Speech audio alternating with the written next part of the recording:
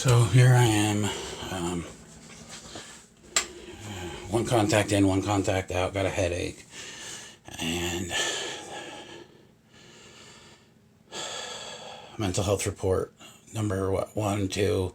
I mean, I've made a million videos, but like, I guess this is, who knows? I like to post videos, but I don't really know how. Anyways, so the thing I didn't want to happen happened. We did. So my mother turned 70 on April 23rd, 2020.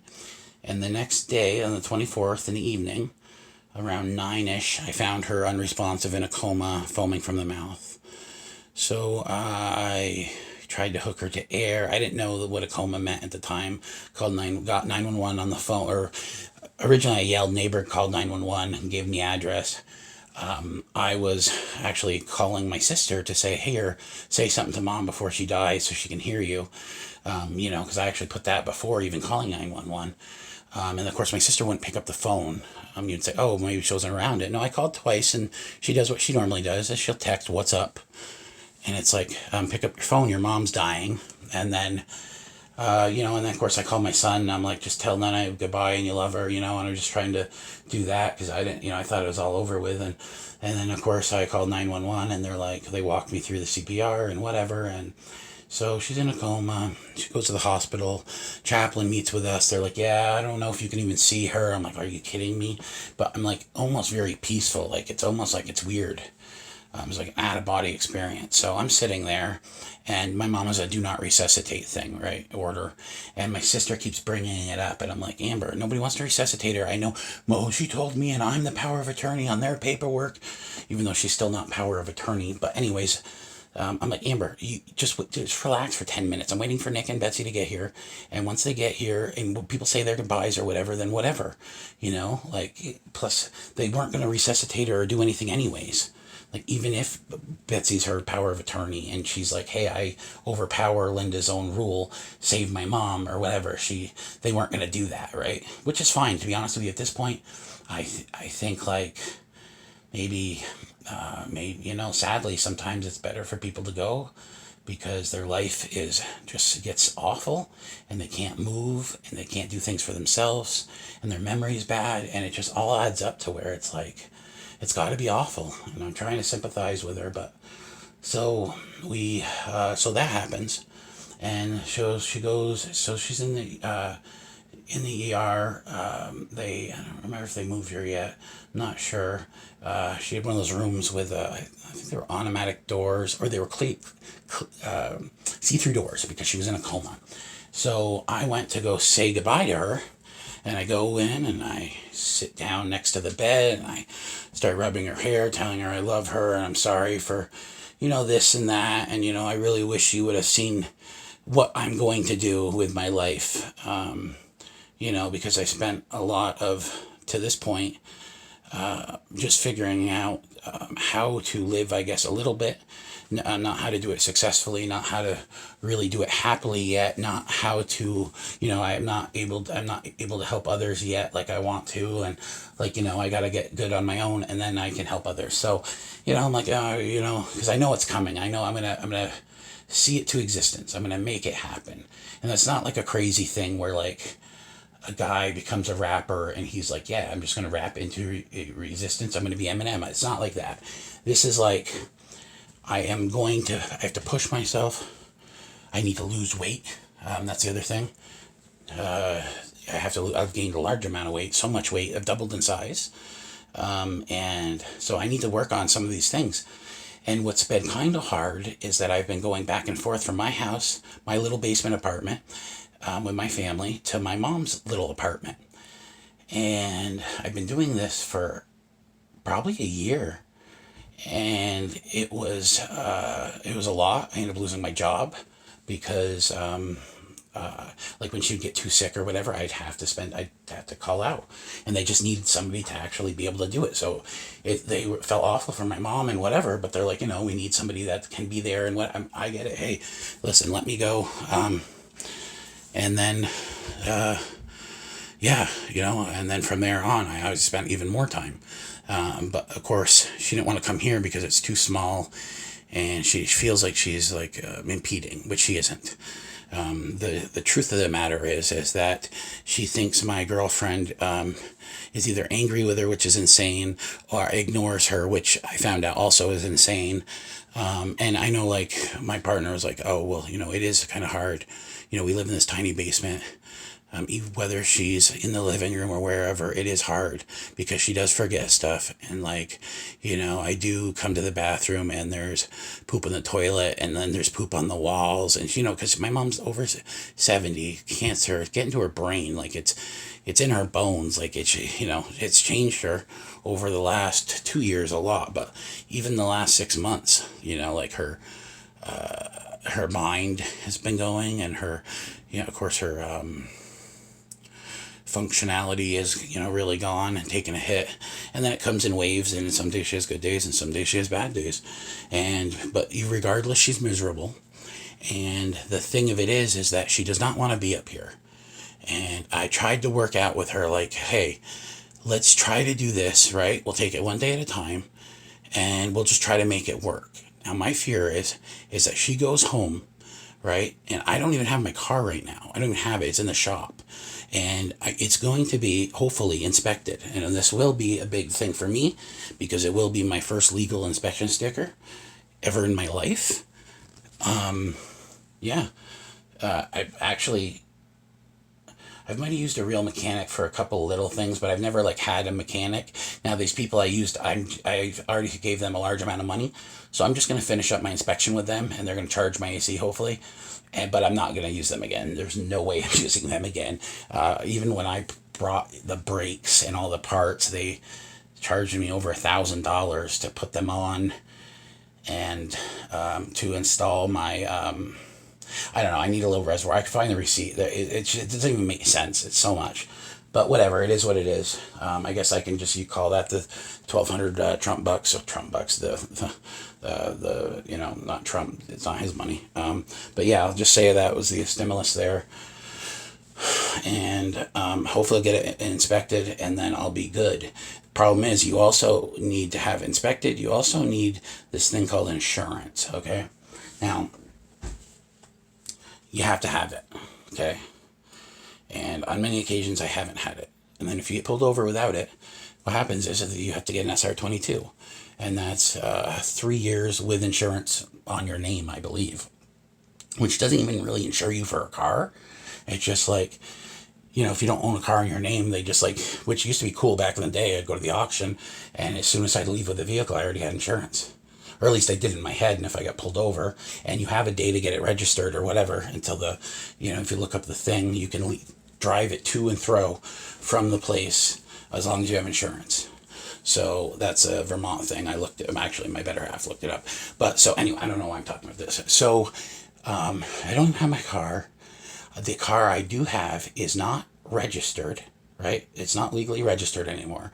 So if I go by the police and their thing goes off, it's going to say, hey, this guy's registration's out from 2 months ago because it went out, in the middle of this COVID thing. Okay.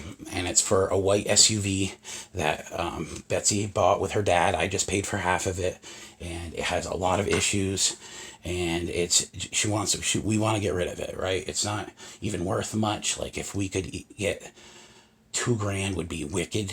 I don't think we're going to get that.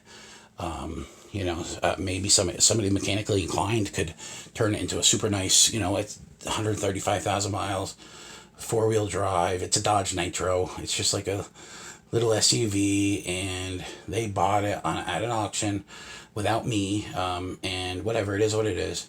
So, but it's not legal. I actually took the inspection sticker all the way off because I'm like, okay, it's outdated, and I had taken it off another car. Well, it was outdated, and I went to go start pulling it off, and I'm like, okay, let me put it back. But when you do that, it kind of ruined the sticker. Has these things in it that'll come off, and it'll make it so your red sticker shows all the silver, which means it's been tampered with. So now I have all these tamper marks on it, and I'm like, why did I do that? So stupid. Like, at least it was a red 12.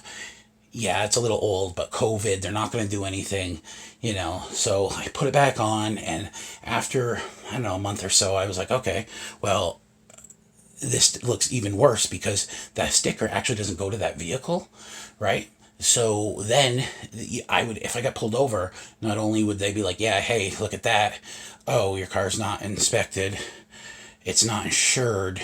And this actual sticker doesn't go to this car. And the monthlies wasn't even right. It's been tampered with. You get a big, probably get a couple points. You probably get a big fine. They definitely tow your car. So I thought it made more sense just to get rid of the sticker. So I just peeled her off one day all the way and scraped it off. So now there's no sticker, which I think actually looks even more sketchy. But whatever, because you have the front Vermont plate, therefore you know, like, hey, this should have an inspection sticker, and it doesn't. I'm going to have to look up to see if the DMV is open. Because I'm making too big of a deal of this. I don't know why I'm talking about this. My head's going, my mind's going, because I can just take my old lady's car, I guess, even though like her car has issues and it's leaking from the radiator, and like, and my mom wants to go home and be alone. She wants to sit there alone instead of at least being here with us. Like, we do have a very small place, and right now, until she got the hospital bed in the living room, there really isn't much of a place I can sit with her. But I was, and we were doing things.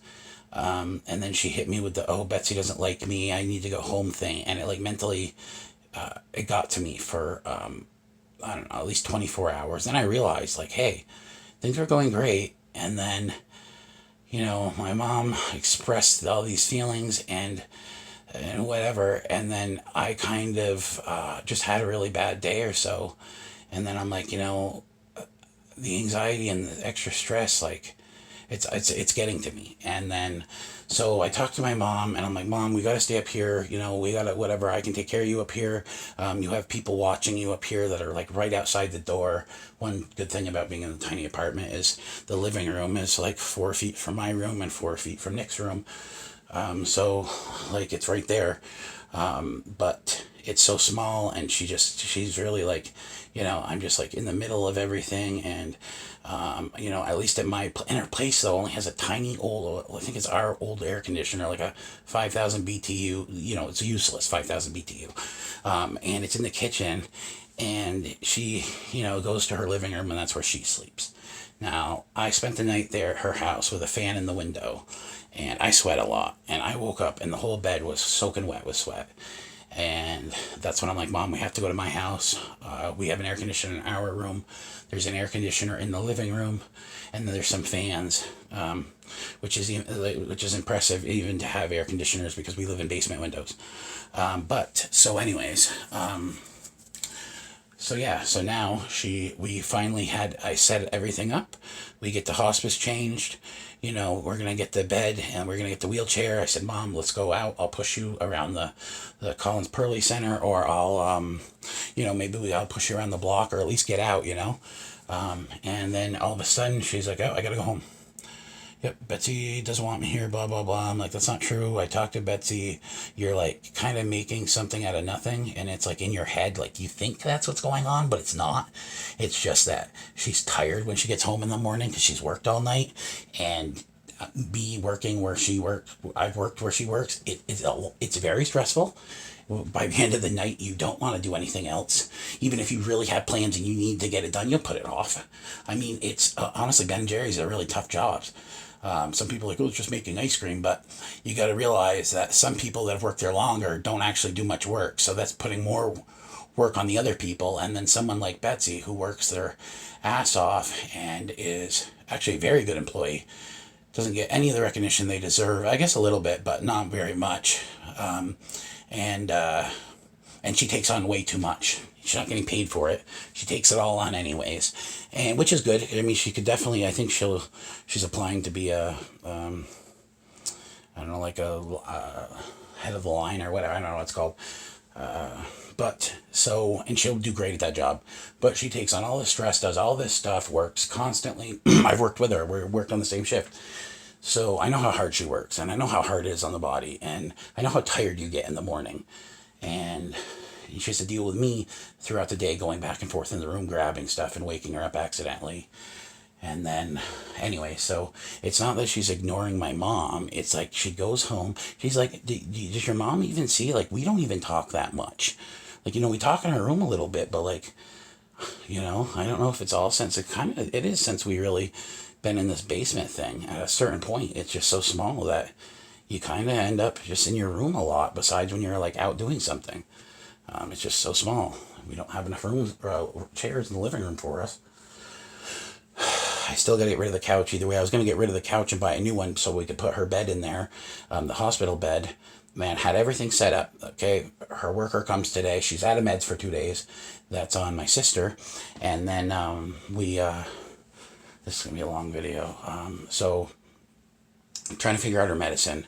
I'm calling the old hospice, the new hospice, talking to nurses, talking to supervisors and directors, and all of a sudden the nurse comes, and then my mom says it. She actually is. She has to leave, and I'm holding her captive. I'm like, okay, well, actually, big shout out to 1-800-QUITS.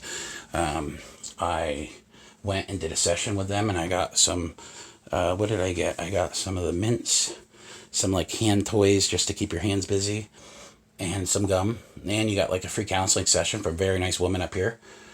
And it was actually, I think we met at the hospital, and she gave me the stuff right then and there. And while I hadn't smoked in 9 days or something, when I saw her, and I was really, I was sure I wasn't going to smoke again. I ended up dead a few days later, but I still had the stuff. So when I just quit cold turkey, I had like 3 or 4 mints that I could find, and I used those mints. I think maybe the first night, and within the first day, I used those 4 mints, and that's all I used. That's all I had. But because I had that and the knowledge, it's like, you try, you don't fail, right? You're trying, you're not succeeding, but you're not failing either, because you're trying. Or you give up, then you're not winning, right? Anyways, Dave Portnoy, Travis Fleetwood, these guys are inspirations. Definitely quit. They just thinking about those guys, these are. I want to be like these guys. These guys are business. Portnoy never smoked cigarettes, which is good. His odontist body, and organic, or Travis Fleetwood, quit. I think he quit cold turkey. Just gave it up. It's not healthy. He just did it. So he did that well over a year ago, and then so I've been trying since he did, right? Like, oh yeah, I'm gonna do this too, you know what I mean? And I wasn't able to until finally on April 8th, like 10:30 at night, I'm watching Dave Portnoy do an unboxing, and it just, something comes out of me. I'm like, you fat piece of shit, you need to get it together, Nate, blah blah blah, and you gotta quit smoking. I'm done smoking. I did it like that. I was just, crying about how great Dave Portnoy was, and then I quit smoking. It's just like that. It was like the power of Dave Portnoy was so strong. Anyways, I have to. So my mom wants me to bring her home, and because she is, even though she's 70 and she's can barely do anything, they say, well, hey, like she can make up her mind. And while I don't want to do it, she's just going to complain and say I'm captivating her here. So I guess I have to bring her home, and then I just worry about her constantly here. Like, I try to explain to her, like, you're going to be alone there. I don't care what my sister says and all the people that are going to come help. They're not going to, none of them do it. I was the only one there. I've done it. I'm the only one that did it. So it's like, that's all bull crap. But she wants to go. So I guess what I have to do is just bring her. And then hopefully she realizes that she wants to come back up. The problem with it is this yo-yo back and forth thing. It just stinks. Like, why not just stay here? Who knows how long she has? I mean, they gave her 3 to 6 months over 2 years ago. So, and then her cancer, while it's bad and in stage 4 and terminal, it hasn't, like, it's really weird because it hasn't gotten worse. Like, it's bad, but it hasn't actually gotten worse in a long time. Like, in those 2 years. And, her mental, everything's changed. She can't, her face looks 10 years older. Her hair is like falling out. She can't walk. Her, stability's gone. Her mind's gone. She starts seeing, or, she thinks things that happened that didn't. She thinks she just talked to somebody that, has been dead for 10 years. Like, so definitely it's affecting her. But I guess the cancer-wise still looks the same. So, I don't know. I just hate to leave. And the other thing is like, so she's a cancer patient, so she has a medical card for marijuana. So here I am trying to grow plants for her. And it's like, I can't just leave them for a week at a time, especially where I don't even have room for them up here. Like, I don't even know what I'm doing. Like, I kind of got a little ahead of myself, because these obviously are going to have to be outdoor plants. And right now I have all the bags I'm filling up with soil and stuff. But I'm going to have to find places for 11 of these guys outside until they show their sex. And then you pull the males, and then you pick whatever, how many you have left. Say, so 12 seeds, all 12 germinated, and spill a cup with one, it just whatever. So I was down to 11. So 11 plants. They'll sex, say 50-50. So say I have five females. Then I figure out what it is. I think it's like 2 or 4 a person. So I mean, my partner doesn't smoke.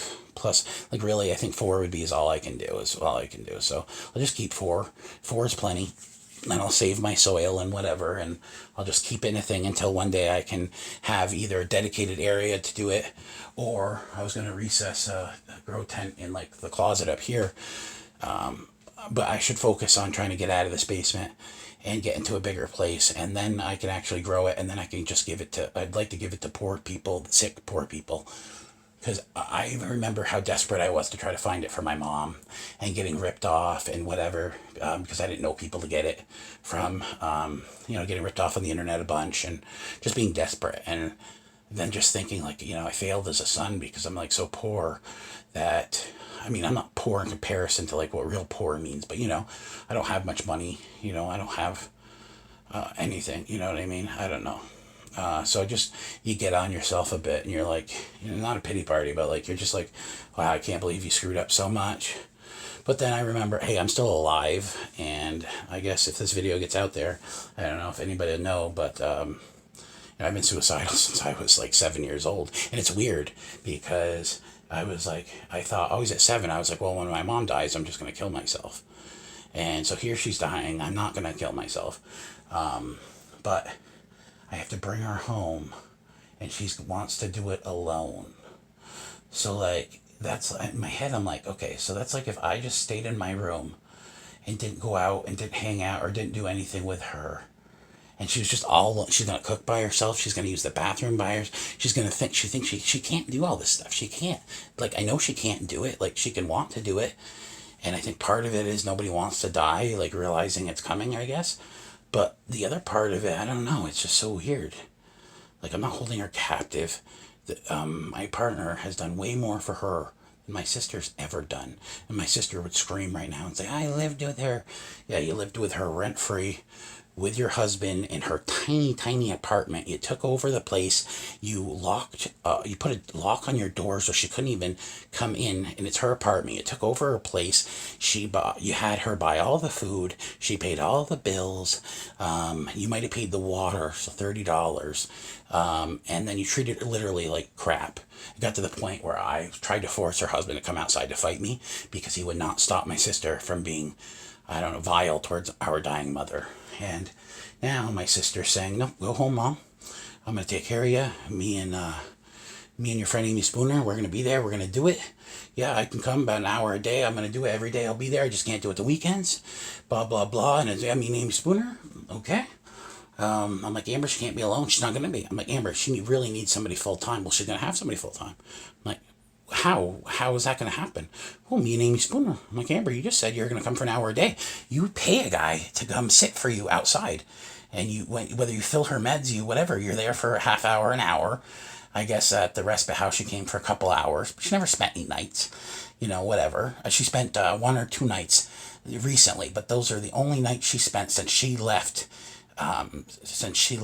my mom's place. And she only left because she was stealing all her money. And then I was like, Mom, she's stealing all your money. Like, you have nothing. Like, you can't, like, she's just such a big liar that she's like, oh no. And she like makes it like, it doesn't flash out in the water how you've gone to Florida 2-3 times in the last year, and you whatever, and her husband just bought their place. I know a lot of that money came from a different place, but like still, I know my mom was just in respite, and she got her $1,200 stimulus thing, and she has $600 in her account. And when she's with me, I buy everything. So like on countless occasions, she had, and then I became in charge of her money. And then I'm like, well, Amber, if she ends up acquiring money, then obviously you were stealing it. And she, blah, blah, blah. So, of course, my mom accumulated lots of money, and she had money.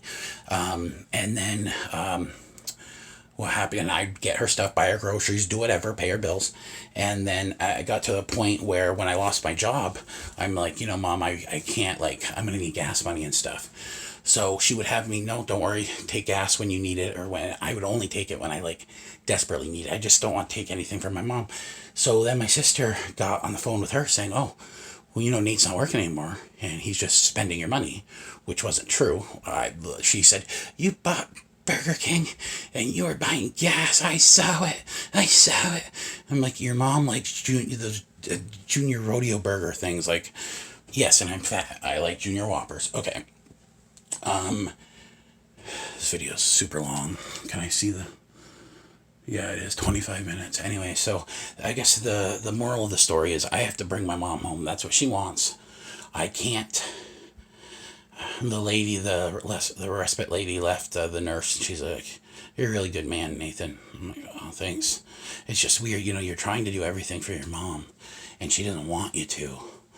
And then she's got a little devil in her ear saying, go home, go home. The next problem is that my mom was so disgusted with my sister 4 days ago, when she's like, I'm going to put her in jail this time for stealing all her money. So I think today we're waiting for the statement to see how all this $3,000 was spent. Amber said, well, I paid 2 months rent, and she always says she does that. But yeah, she had excess of money when I was in charge, and I had it. And she would go out, and I'd take her, and she'd buy all new stuff for her house. Because when my sister left living there, she took a lot of my mom's stuff, including the microwave and things. So she bought all new stuff with her money, like my mom had money, and now she doesn't. Even with the stimulus, extra $1,200, she has $600 in her account, and she was at respite for at least a few weeks. And then she was at home, and she doesn't spend money on anything besides food. Anyways, and my sister, and then she can lie. She steals all her Ensure. My mom gets 3 boxes. They might have their 6-packs in them. I don't know. They're 3 or 4, probably 4 6-packs, probably 24 Ensures in each box. She gets 3 of them. I think a month, that's 72. That's what, a couple a day or something. And my mom likes the chocolate ones. And my sister gets the vanilla, changes them every time to what her and her husband like, and she keeps 90% of them and gives my mom a 6-pack here and there. And it's like, Amber, those are all hers. She's dying there for her health. And it doesn't click in my sister's head. Anyways, I'm not trying to put my sister down. What's going to happen is in a few days, they're going to end up calling me because their plan is not going to work out. And I can't have the people up here try to do it again. They're not going to. They're going to be like, yeah, we tried last time. And, and I apologized over and over. This was my ultimate thing I didn't want to happen. I didn't want to waste your guys' time. I didn't want to have it all set up. At least the bed wasn't here yet or getting brought in, and then she changed her mind. And in the past, I probably would have got upset and just been like, well, find your own way home or blah, blah, blah, just been upset for a little bit and then probably gone out and apologized and, obviously done what she wants. And this time I realized that, since she got cancer, I didn't smoke pot. I'm not putting any of this on her. I'm just saying, when my mom got cancer 16 years ago, it affected me, and I made choices around my mom's cancer for the last 16 years, which include not ever going very far for very long, because I was always worried about her. Stage 3 ovarian cancer, and then chemo, and you get remission, and her hair grows back, and okay, it's you got your cancer numbers, but they're not really detectable, and you go through that for a while, and then all of a sudden it's back, it's right here. Okay, so what are you going to do? Oh, we do chemo again. Okay, I don't even know if she fully lost her hair that time. Okay, everything's whatever. Go bring her to chemo and do all that. And then, okay, your numbers are down. Your numbers are down. Numbers are down. And then she was scared. Whatever. She didn't even want to check in after a while. And then she did. And they're like, yeah, it's terminal. You got 3 to 6 months, and that's it. And that was 2 years ago. So what I have to do is realize that I cannot take care of everyone.